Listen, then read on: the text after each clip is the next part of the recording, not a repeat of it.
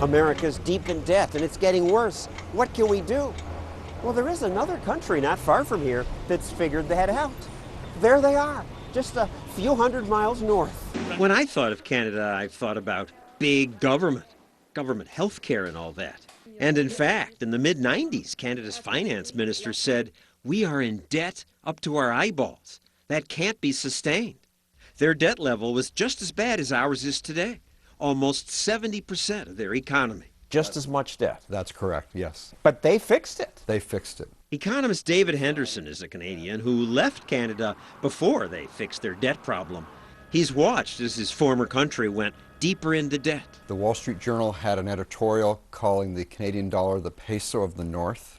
That was scary. Because with the debt, the Canadian dollar was falling. Yes. And Moody's put the Canadian federal debt on a credit watch. The problem was that Canada's government had a safety net that was more like a hammock. When I was growing up in Canada, people who went on unemployment insurance were said to go in the pogey. You could work as little as 8 weeks, taking the rest of the year off. What would they do? Playing hockey. They play hockey all year? Oh, yeah. No work for most of the year. So, in 1995, Canadian leaders cut unemployment benefits and other programs, and as you see here, Canada's debt stopped increasing. And as Canada ran budget surpluses, its debt's been going down. And things got better. Things got better. The economy boomed in the 90s. Think about what government does. Government wastes most of what it spends. And so just cutting government spending and having that money be in the hands of people means it's going to be used more valuably. Canada fired government workers, but unemployment didn't increase. It decreased from 12% to 6%.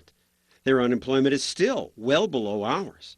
And the Canadian dollar went from being worth just 72 cents to above the value of the American dollar today.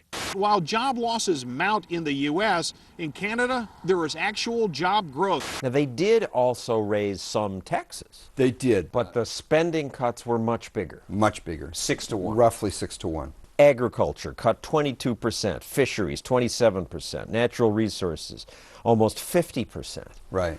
I mean, in the United States, they never use numbers like that. Yeah. We should learn from Canada's experience that you can cut government substantially. It is so big, so wasteful, there's so much to cut without causing much real pain at all, and not just not causing pain, but helping your economy grow, helping people become better off. We're throwing more money in the money hole. Yeah, to take that particular money hole, in some states you can get unemployment benefits now for up to 99 weeks.